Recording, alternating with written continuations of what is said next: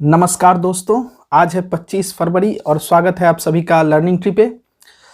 आप सभी को शायद ये पता होगा कि पिछले कुछ दिनों से ट्विटर पे अनएम्प्लॉयमेंट रिलेटेड एक हैशटैग काफ़ी ज़्यादा चर्चा का विषय बना है और बहुत सारे लोग इसको लेकर के लगातार रेगुलर ट्वीट कर रहे हैं। और आज जब मैं ये आप लोगों से डिस्कस कर रहा हूँ तब शायद आज 11 बजे एक बहुत बड़ा इसको लेकर के ट्विटर पे एक आंदोलन भी शुरू होने वाला है, जिसके बारे में शायद आप लोगों ने सुना होगा।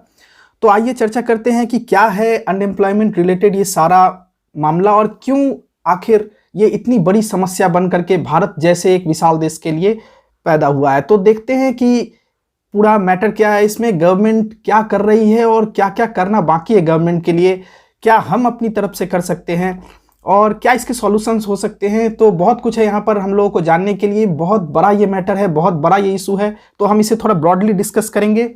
तो ये डिस्कस करने से पहले मैं आप लोगों से एक सवाल पूछना चाहता हूं कि अनएम्प्लॉयमेंट क्या सिर्फ भारत के लिए ही समस्या है या फिर ये एक ब्रॉडर स्केल पे पूरे विश्व के लिए एक समस्या है। तो इस सवाल को आप अपनी तरफ से एनालिसिस कीजिए, खुद में जांचिए परखिए कि क्या ये सिर्फ हमारी समस्या है और फिर आप जैसा चाहें कमेंट कर सकते हैं। तो चलिए आगे बढ़ते हैं, देखते हैं कि क्या है ये पूरा माजरा। तो ये आप जो देख रहे हैं ये द प्रिंट का एक आर्टिकल है जिसमें लिखा है government job aspirants protest delay in results issuance of admit cards with a trending hashtag. तो ये पहली बार नहीं है जब कोई हैशटैग, आज जब 25 फरवरी को जो एक हैशटैग बहुत ज़्यादा पॉपुलर हो रहा है, तो ये पहली बार नहीं है कि कोई हैशटैग इससे रिलेटेड इतना ज़्यादा पॉपुलर हुआ है। इससे पहले भी आप लोगों को पता होगा hashtag speak up for SSC railway students, ये काफ़ी ट्रेंड हुआ था और इसको लेकर के बहुत ज़्यादा डिस्कशन किया गया था उस वक्त प्रिंट मीडिया के द्वारा। फिलहाल आपको शायद ये भी पता हो कि जब ये हैशटैग पॉपुलर हुआ था तो उसके कुछ ही दिन बाद उत्तर प्रदेश के जो सीएम थे योगी आदित्यनाथ, उन्होंने अपने अधिकारियों से कहा कि इमीडिएट इसको फास्ट ट्रैक किया जाए इस घटना को और जितनी जल्दी हो सके वैकेंट पोस्ट को फिलअप किया जाए। और उनका ये भी कहना था, उनके वो जो ऑफिशियल्स को ऑर्डर दिए थे कि जो रिक्रूटमेंट का प्रोसीजर है उसे आप 3 महीने में कंप्लीट कीजिए और अपॉइंटमेंट विद इन 6 मंथ आप दीजिए। तो क्या ये बाकी स्टेट्स कर सकते हैं, क्या ये सेंट्रल गवर्नमेंट कर सकती है, क्या ये वाकई में उत्तर प्रदेश में हुआ, ये चीज़ बहुत कुछ है यहाँ पे एनालिसिस करने के लिए। तो आइए हम लोग डिस्कस करते हैं एक एक करके सारे सवालों को। तो आगे बढ़ने से पहले आप ये क्वेश्चन का आंसर कीजिए, कमेंट में जरूर बताइए इसका आंसर कि right to work is enshrined in which article of Indian constitution. जो हमारा राइट टू वर्क है ये संविधान के किस धारा में इंश्राइन किया गया है, क्या ये आर्टिकल 39 में है, आर्टिकल 41 में है, 42 में है या फिर 45 में है। तो इस सवाल का जवाब आप जरूर कमेंट करके हमें बताएं। और पहले हम आगे बढ़ने से पहले ये देखें कि अनएम्प्लॉयमेंट जो है इसे कैलकुलेट करने का मेथड क्या है। तो इसको 2 तरीके से भारत में कैलकुलेट किया जाता है। एक है यूजुअल स्टेटस अप्रोच। ये अप्रोच, इसके लिए हम लोग रेफरेंस पीरियड यूज करते हैं 365 डेज का, यानी कि 365 डेज में अगर मेजर टाइम के लिए कोई आदमी अनएम्प्लॉयड है तो उसे अनएम्प्लॉयड ही माना जाता है। और इसे पहले पब्लिश करती थी एनएसएसओ। और अब आपको ये भी कमेंट करके बताना है कि क्या ये ऑर्गेनाइजेशन अभी भी एग्जिस्ट करती है या फिर इसका रीब्रांडिंग, रीनेमिंग किया गया है, और अगर किया गया है तो वो क्या है। और दूसरा जो मेथड है वो है current weekly status. Current weekly status में हम लोग रेफरेंस पीरियड लेते थे 7 दिन का, और 7 दिन के अंदर में अगर कोई भी व्यक्ति, कोई भी, वो पुरुष हो सकता है, कोई भी स्त्री हो सकती है, कोई भी व्यक्ति अगर 1 या उससे ज़्यादा दिन तक के लिए अगर 1 घंटा अगर वो अनएम्प्लॉयड है तो फिर 1 घंटे के लिए भी अगर उसे काम नहीं मिलता है तो भी उसे अनएम्प्लॉयड की कैटेगरी में रखा जाएगा। मतलब है क्लियर कि अगर 7 दिन का समय है, जो जिस रेफरेंस पीरियड जब हम लोग सर्वे कर रहे हैं उससे पिछले जो 7 दिन थे, उन 7 दिनों के भीतर अगर किसी भी एक दिन ऐसा होता है कि कोई भी व्यक्ति को अगर 1 घंटे के लिए भी काम अगर नहीं मिलता है तो वो अनएम्प्लॉयड माना जाता था। तो ये अप्रोच, ये 2 अप्रोच है जो कि मूलतः हमारे देश में फॉलो किए जाते हैं। तो अनएम्प्लॉयमेंट हुआ कहाँ से, ये समस्या जो है ये आई कहाँ से। ये ऐसी बात नहीं है कि ये नई कोई समस्या है, ये बहुत पहले से ही समस्या, और हमारे इकोनॉमी का जो स्ट्रक्चर है उसके लिए बहुत हार्ड है इस चीज़ को टैकल करना। क्योंकि आप लोगों को पता होगा कि हमारी इकोनॉमी जो है वो एग्री डिपेंडेंट ज़्यादा है, एग्रीकल्चर पे हम लोग का डिपेंडेंसी ज़्यादा है। तो एग्री डिपेंडेंसी बहुत मेजर चंक ऑफ वर्कफोर्स है जो एग्रीकल्चर में है। यहाँ से आउटकम उतना ज़्यादा नहीं है, पर यहाँ पर बहुत बड़ी संख्या में लोग कार्यरत है। और जब जब ये एग्रीकल्चर डिपेंडेंसी पे कोई भी खतरा आता है तो आप स्वाभाविक रूप से देखिएगा कि अनएम्प्लॉयमेंट रेट बढ़ता है। इसके अलावा एक और टाइप जो अनएम्प्लॉयमेंट रेट जो अभी रिसेंट ट्रेंड में काफ़ी ज़्यादा है वो है एजुकेटेड मास के बीचों बीच। एक्चुअली में हर साल ऐसा होता है कि लगभग 1 मिलियन पीपल है जो कि ग्रेजुएट होकर के पास करते हैं या फिर हायर सेकेंडरी पास करते हैं, लेकिन इनमें से एम्प्लॉयमेंट सभी को नहीं मिल पाता है और जो धीरे धीरे बढ़ करके एक एक्यूमुलेट होकर के एक क्यूमुलेटिव प्रॉब्लम बन करके भारत के सामने आया है। तो इसका मेजर रीजन क्या है? देखिए, हमारे देश में जैसे जीडीपी ग्रोथ काफ़ी ज़्यादा अभी सुर्खियों में था कि जीडीपी ग्रोथ एक समय डिप किया था, फिर इकोनॉमिक सर्वे और बाकी लोगों का ऐसा प्रेडिक्शन है कि नहीं, ये हम लोग फिर से वापस एक रिकवरी के फेज में है और ये बढ़ेगा। तो जीडीपी ग्रोथ जब भी ज़्यादा होगा वहाँ पर कैपिटल इन्वेस्टमेंट ज़्यादा आएंगे, और जब कैपिटल इन्वेस्टमेंट जो फॉरेन के इन्वेस्टमेंट है वो जब ज़्यादा आता है तो वहाँ पर मशीनरी जो है इनपुट्स वो बढ़ते हैं और लेबर वर्कफोर्स जो होता है इसका डिक्लाइन होता है। लेबर वर्कफोर्स के डिक्लाइन का मतलब ही है कि अनएम्प्लॉयड की संख्या का बढ़ना। इसके अलावा आपको शायद पता हो कि हमारे देश के प्रधानमंत्री ने इस चीज के ऊपर जब से गवर्नमेंट फॉर्म किए तो काफी ज्यादा स्ट्रेस दिया गया है। हालांकि ये चीज बहुत हद तक पॉजिटिव है, लेकिन इसके अपने भी कुछ बुरे गुण हैं और जो कि धीरे धीरे बढ़ करके भारत के लिए एक समस्या बनता जा रहा है। मिनिमम गवर्नमेंट, देखिए, जब जैसे अगर आप गवर्नमेंट में जो वर्कफोर्स है उसको अगर आप कमाने की कोशिश कीजिएगा, उसको अगर आप उसका संख्या को मिनिमाइज कीजिएगा तो स्वाभाविक बात है कि वहां पर पोस्ट की जो वैकेंसियां हैं वो कमेगी, और जैसे पोस्ट की वैकेंसी ड्रॉप होगी तो अनएम्प्लॉयमेंट जो है वो स्वाभाविक रूप से बढ़ेगा, क्योंकि बहुत सारे ऐसे स्टूडेंट्स हैं, ऐसे विद्यार्थी है, परीक्षार्थी है जो गवर्नमेंट जॉब्स के लिए दिन रात मेहनत करते हैं, तो उनके लिए समस्या बनती है। और तीसरी जो बात है जो धीरे धीरे बड़ी समस्या बनी है स्पेसिफिक पोस्ट कोविड के बाद जो समस्या ज़्यादा ये बनी है वो है प्राइवेट सेक्टर्स में जॉब कट्स। तो प्राइवेट सेक्टर्स ने जब जॉब कट करना शुरू किया था कोविड के समय, उसके बाद से आपको पता होगा कि बहुत सारे अनएम्प्लॉयड यूथ की संख्या बढ़ी थी। उनके जॉब कट करने का पर्पस था अपने प्रॉफिट को बूस्ट करना, लेकिन ये भारत के अर्थव्यवस्था के लिए, भारतीय के अनएम्प्लॉयमेंट के डेटा के लिए काफ़ी ज़्यादा खराब था, क्योंकि वो अचानक में बहुत बूम किया था।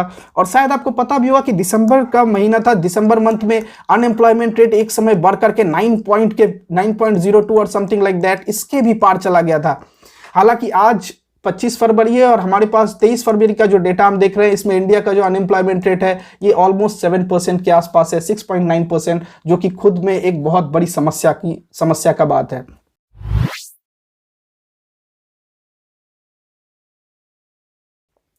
देखिए, ये बिजनेस टुडे का एक आर्टिकल है जिसमें लिखा गया है कि unemployment rate rises to 6 month high of 9.1% in December. ये जो डेटा है ये दिया गया था centre for monitoring of Indian economy, CMIE, एक प्राइवेट कंपनी है ये बिजनेस इंफॉर्मेशन के लिए, जिसका हेडक्वार्टर है मुंबई में। इसने ये डेटा पब्लिश किया था और बोला था कि जो हमारी अनएम्प्लॉयमेंट रेट है ये 6 मंथ हाई पर है और ये ऑलमोस्ट 9.1% है दिसंबर में। आपको पता होगा कि just before the Covid crisis, जब कोविड क्राइसिस आया नहीं था, वो 2019-20 के एंड ऑफ फाइनेंशियल ईयर में हमारे देश में लगभग 403.5 मिलियन एम्प्लॉयड पीपल थे, और जो कि एक समय ऐसा था और लग रहा था कि और ये एम्प्लॉयमेंट की संख्या बढ़ती जाएगी जैसा इकोनॉमी हम लोग का बढ़ रहा था। और उसमें लगभग 35 मिलियन या 3.5 करोड़ ऐसे थे जो ओपनली अनएम्प्लॉयड पीपल थे। जो ये पूल था, ये जो एग्जिस्टिंग एक पूल था, इसमें हर ईयर लगभग रफली 10 मिलियन यानी 1 करोड़ न्यू जॉब सीकर्स बढ़ते हैं। मतलब ये 3.5 करोड़ में हर साल लगभग 1 करोड़ ऐसे बच्चे भी ऐसे भी अनएम्प्लॉयड पर्सन बढ़ रहे हैं जो कि न्यू जॉब सीकर्स है। तो जब ये क्यूमुलेटिव वे में जब हम इस डेटा को देखेंगे तो ये एक बहुत बड़ा भयानक रूप लेता हुआ दिखेगा, और ये एक बहुत बड़ी समस्या की बात है जिसको लेकर के आज ट्विटर पे और रास्ते पर बच्चे आ रहे हैं। हम लोग ने इससे पहले भी देखा है, बहुत सारे प्रोटेस्ट बच्चों ने रास्ते पे उतर करके किया है एम्प्लॉयमेंट को लेकर के। तो देखिए, पहली बात है कि गवर्नमेंट का स्ट्रक्चर में जो इशू आया है, जो गवर्नमेंट चाह रही है कि हम लोग मिनिमल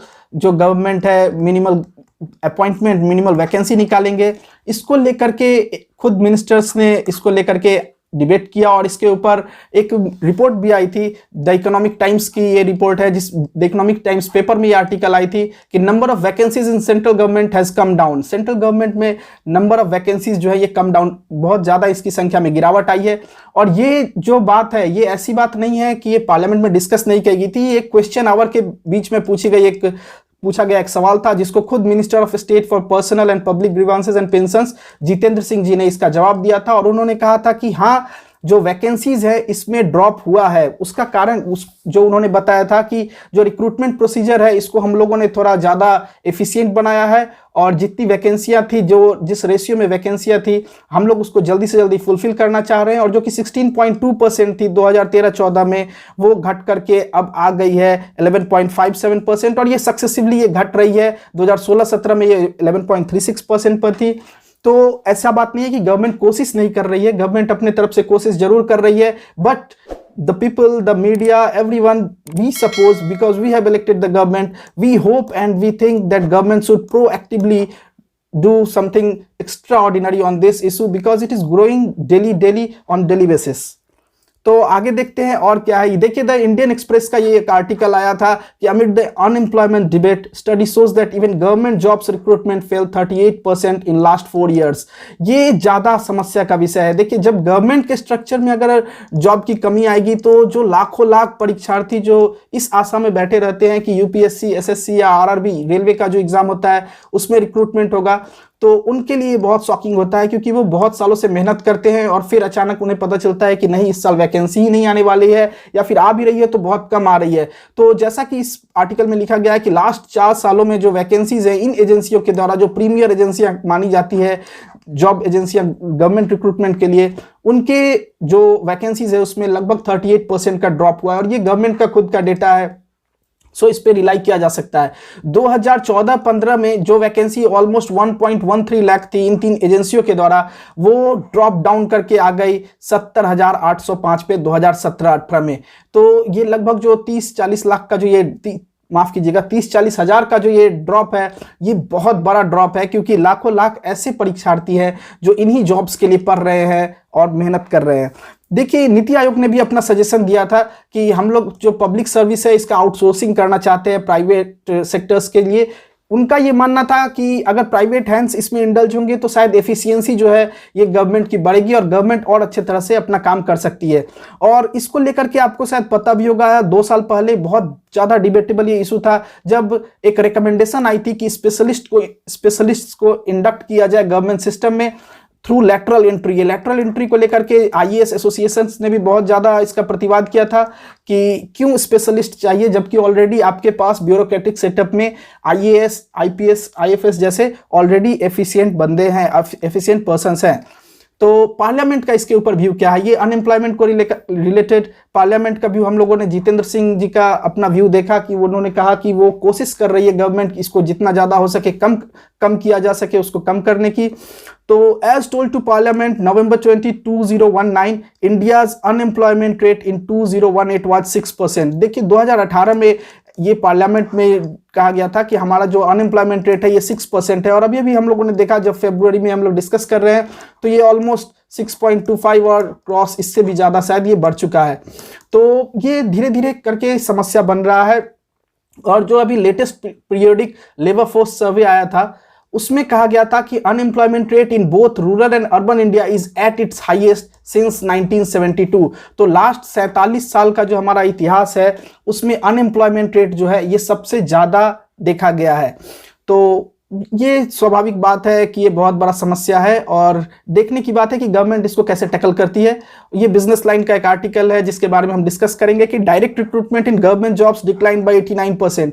हम लोगों ने इससे पहले देखा था कि एसएससी, आरआरबी और यूपीएससी, ये 3 एजेंसियां जो एग्जाम लेती थी इसमें ड्रॉप हुआ था ऑलमोस्ट 38% का। लेकिन अगर ओवरऑल गवर्नमेंट जॉब्स के ड्रॉप को देखा जाए तो ये लगभग 90% यानी 89% का ये ड्रॉप है। देखिए, जो डेटा प्रेजेंट किया गया था हाउस में उसमें दिखाया गया था कि डिपार्टमेंट्स, जो गवर्नमेंट डिपार्टमेंट्स होते हैं सेंट्रल मिनिस्ट्रीज के, उनके अपॉइंटमेंट्स में जो ड्रॉप है वो लगभग 15,877 जो कि 2015 में था, जो डिक्लाइन करके 89% डिक्लाइन किया 2013 के हिसाब से। 2013 में ये संख्या थी 1,51,841, ये ह्यूज चंक है। और इससे डिक्लाइन करके देखिए कहाँ पहुंच गया है 2015 में, लगभग 16,000 पे। तो 1.5 लाख से 16,000 का फॉल बहुत ज़्यादा शॉकिंग था। 2014 में अगर देखा जाए तो यही संख्या थी 1,26,000, ये फिर भी एक्सेप्टेबल थी, थोड़ा सा फॉल था। लेकिन यहाँ से ये जो संख्या दिख रही है कुछ बहुत ज़्यादा ये डरावनी संख्या है, ये बहुत ज़्यादा चिंता का विषय है। और ये खुद जितेंद्र सिंह जी ने ही प्रेजेंट किया था ये डेटा गवर्नमेंट को। तो ये रिलायबल डेटा है, इसके ऊपर आप रिलाई कर सकते हैं।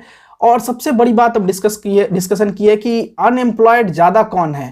तो देखिए, अनएम्प्लॉयमेंट हर जगह पे फैली है, लेकिन ये रूरल में जो है, ग्रामीण जो लोग हैं उसमें लगभग 3 गुना बढ़ी है ये।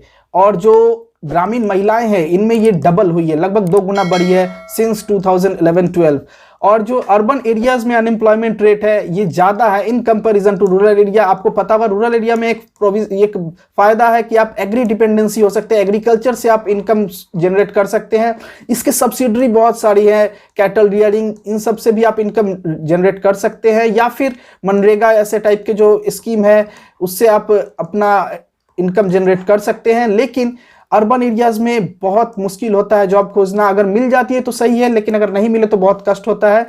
और देखिए, अनएम्प्लॉयमेंट रेट जो है ये धीरे धीरे बहुत ज़्यादा शार्पली जो है ये बढ़ते जा रहा है उनके बीच जो ज़्यादा एजुकेटेड है। जितने ज़्यादा एजुकेटेड लोग बढ़ रहे हैं उतनी ज़्यादा अनएम्प्लॉयमेंट भी बढ़ रही है, क्योंकि कंपटीशन धीरे धीरे बढ़ता जा रहा है। और इन सब के बीच में जो आज का हैशटैग है, या फिर जो इससे पहले भी एक हैशटैग यूज किया गया था जो बहुत ज़्यादा शॉकिंग था, वो इसलिए था क्योंकि उसमें स्टूडेंट्स पार्टिसिपेशन बहुत ज़्यादा था। और स्टूडेंट्स इन पार्टिकुलर काफ़ी ज़्यादा इसको लेकर के चिंतित है, क्योंकि उनका समय, उनका करियर, उनका भविष्य सब कुछ नौकरी पे, गवर्नमेंट जॉब्स पे डिपेंड होता है, या फिर किसी भी तरह के एम्प्लॉयमेंट अपॉर्चुनिटीज़ पे डिपेंड करता है। और जब उसमें कोई समस्या आती है तो ये सबसे ज़्यादा उन्हीं को परेशान करती है, और इसीलिए वो रास्ते पे आते हैं, प्रतिवाद करते हैं, प्रोटेस्ट करते हैं।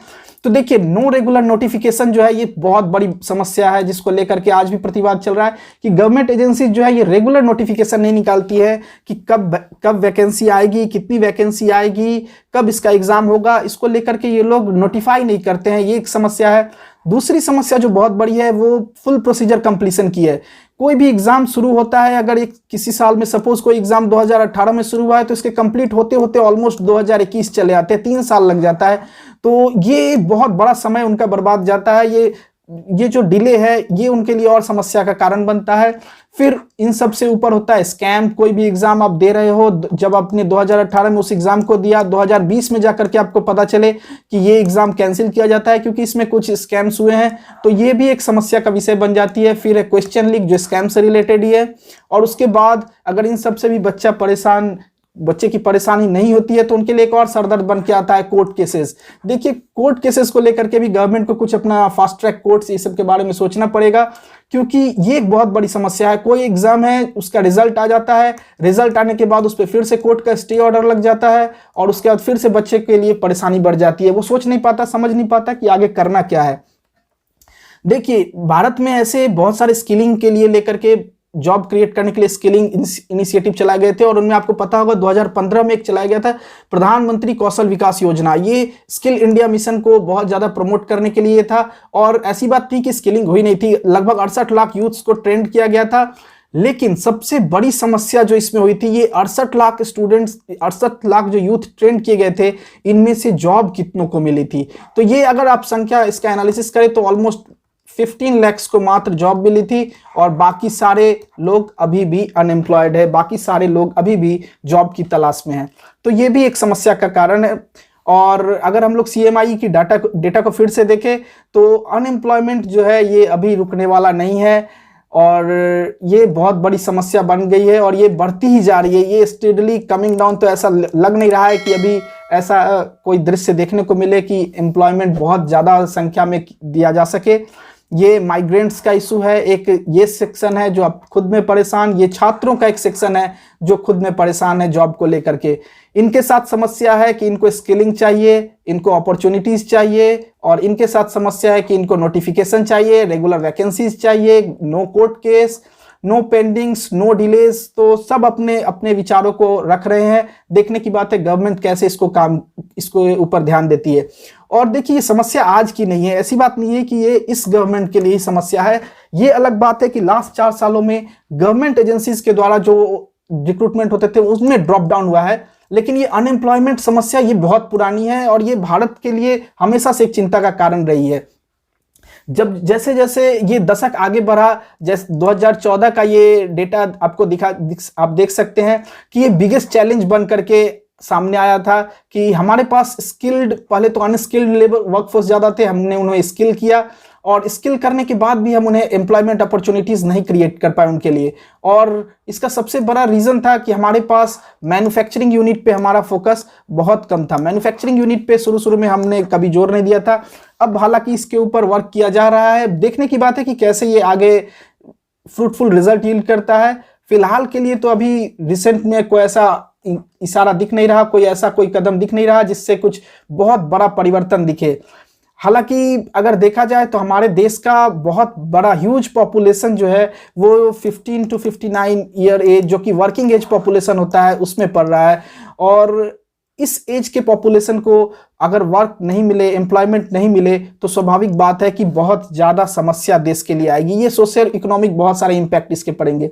हालांकि ये अगर गवर्नमेंट के नज़रिए से देखा जाए तो ये ऐसी बात नहीं कि सिर्फ सेंट्रल गवर्नमेंट के लिए एक समस्या का कारण है, ये स्टेट्स के लिए भी समस्या का कारण रही है। ये देखिए, राजस्थान में एक एंट्रेंस एग्जाम को लेकर के ट्राइबल स्टूडेंट्स प्रोटेस्ट कर रहे थे, उनके ऊपर पुलिस ने ब्रुटैलिटी दिखाया। बिहार में candidates protest over delay in results. यहाँ पर आप देख सकते हैं तमिलनाडु में पब्लिक सर्विस कमीशन में के एग्जाम में स्पीडी रिलीज ऑफ रिजल्ट्स के लिए डिमांड कर रहे हैं स्टूडेंट्स। यहाँ बंगाल का ये फोटो आप देख रहे हैं, ये आसाम का फोटो है जहाँ पे अखिल भारतीय विद्यार्थी परिषद ने कंसर्न एक्सप्रेस किया है डिले इन रिजल्ट डिक्लेरेशन। ये सेंटिनल न्यूज़पेपर का आर्टिकल है। तो ये समस्या हर राज्य में, हर जगह पर, हर तबके में ये देखने को मिल रही है और यही सबसे बड़ा कंसर्न है हमारे देश के लिए। अब देखने की बात है, ये प्रोबेबल सॉल्यूशंस है जो कि मुझे लगता है शायद हो, जो एस्पिरेंट्स को, कुछ स्टूडेंट्स जो एस्पिरेंट्स है उनको लगता है कि शायद ये हो। अब स्टूडेंट्स का डिमांड क्या है? देखिए, ट्रांसपेरेंसी ये सबसे बड़ा डिमांड है कि आप एग्जाम लीजिए तो उसमें पारदर्शिता होनी चाहिए, उसमें कोई झोल झमेला जो होता है वो नहीं होना चाहिए। और अगर आप सीबीटी एग्जाम लेते हैं तो आप क्विक रिजल्ट दीजिए, उसमें कंप्यूटर बेस्ड टेस्ट है, उसमें आप चाहें तो विद इन 1 वीक, 2 वीक और 3 वीक, 1 महीने के अंदर आराम से आप रिजल्ट दे सकते हैं। और अगर आप सीबीटी ले ही रहे हैं तो why questions are getting leaked, question leak क्यों होती है? इस समस्या के ऊपर भी गवर्नमेंट को ध्यान देना पड़ेगा या फिर रिक्रूटमेंट एजेंसीज को वर्कआउट करनी पड़ेंगी। फास्ट ट्रैक कोर्ट के बारे में सोचना पड़ेगा। अगर कोर्ट केस होता भी है, नहीं हो तो बेटर है, अगर होता भी है तो उसे क्विक ट्रायल में रख करके जल्दी से जल्दी उसका निपटारा किया जाए उस केस का। और कोई रेगुलरिटी होनी चाहिए, जब भी नोटिफिकेशन आए तो सपोज 1 साल के अंदर में वो पूरी जो रिक्रूटमेंट प्रोसीजर है 1 कैलेंडर ईयर में कंप्लीट होनी चाहिए और रेगुलर बेसिस पे नोटिफिकेशंस आने चाहिए। देखिए, ये तो था एजुकेटेड क्लास का डिमांड। अब एक ऐसा भी तबका है जो कि स्किल अर्जन करके या फिर जो कुछ सीख करके अनएजुकेटेड है लेकिन कुछ सीख करके काम खोज रहा है, काम की वर्क की तलाश में है। तो उनका क्या डिमांड है? देखिए, उनका डिमांड सबसे बड़ा जो है वो है सोशल सिक्योरिटी। कभी भी काम कोई कर रहा है तो उनके पास सोशल सिक्योरिटी नहीं है और इसका सबसे बड़ा इंपैक्ट हम लोग को देखने को मिला था लॉकडाउन के समय में। लॉकडाउन के समय में जब माइग्रेंट्स वापस अपने घर को लौट रहे थे विदाउट एनी सोशल सिक्योरिटी, उनके बारे में सोचने वाला कोई नहीं था। उसके बाद जो इशू है वो है सस्टेनेबल वेज। इनका जो वेज होता है, हालांकि गवर्नमेंट ने मिनिमम वेज एक्ट और बहुत सारे ऐसे प्रोविजंस लाए हैं, लेबर को लेकर के भी लेबर कोड बिल्स लाए हैं, लेकिन इसको आप जल्दी से जल्दी इंप्लीमेंट कीजिए। और जो ये वेज होना चाहिए, ये एक सस्टेनेबल वेज होना चाहिए। इतना जरूर इन्हें धनराशि मिलनी चाहिए कि ये अपना जीवन यापन अच्छे तरह से कर सके। और वर्किंग कंडीशन, ये बहुत बड़ा एक मुद्दा रहा है कि इनके जो रहने का जो स्थान होता है, इनके वर्क करने का जो काम करने का जो स्थान होता है, वहाँ पे इन्हें बेसिक एमिनिटीज प्रोवाइड किया जाए। ये भी एक बहुत बड़ा मुद्दा है जिसके ऊपर गवर्नमेंट को सोचना चाहिए या फिर बाकी लोगों को, एक्टिविस्ट लोगों को, एनजीओज लोगों को इसके ऊपर डिमांड उठानी चाहिए। थर्ड है स्किल एंड इंसेंटिव्स। देखिए, स्किलिंग तो बहुत की गई है, ऐसी बात नहीं है कि नहीं की गई है, लेकिन ये कितनी हद तक फ्रूटफुल है इसके ऊपर वर्क करना पड़ेगा। गवर्नमेंट को सोचना पड़ेगा कि हम जो स्किल दे रहे हैं क्या वो एफिशिएंट स्किलिंग है, हम जो स्किल दे रहे हैं वो स्किलिंग से क्या उन्हें एम्प्लॉयमेंट मिलेगा, उनके लिए वो अपॉर्चुनिटीज मिलेगी। देखिए, ये जो 68 लाख यूथ्स को ट्रेन किया गया था प्रधानमंत्री कौशल विकास योजना के द्वारा, और मैंने पहले कहा था 15 लाख, माफ कीजिएगा, वो 28 लाख उनमें से प्लेस्ड हुए थे। 28 लाख को नौकरी मिली थी और बाकी जो 40 लाख है वो फिर से वैसे ही इंतजार में है कि अब उन्हें कोई और नौकरी मिले, कहीं और कुछ और स्किलिंग मिले, कुछ और जॉब मिले। और जो एक और मुद्दा है वो अपॉर्चुनिटीज का है। अपॉर्चुनिटीज जितना गवर्नमेंट क्रिएट करेगी, वर्कफोर्स उतना ज़्यादा उसमें इंडल्ज होगा और उनके लिए मौका बनेगा, उनके वो काम करने का मौका मिलेगा। तो ये सारे ऐसे बात है जिसके ऊपर गवर्नमेंट को काम करना चाहिए। और देखिए हम लोग आज के लिए तो इतना ही बस। सो देखते हैं गवर्नमेंट आगे क्या करती है। हमने अपना व्यू रखा है, आप अपना व्यू कमेंट में बताएं कि आपको कैसा ये लगा। Thank you, have a nice day.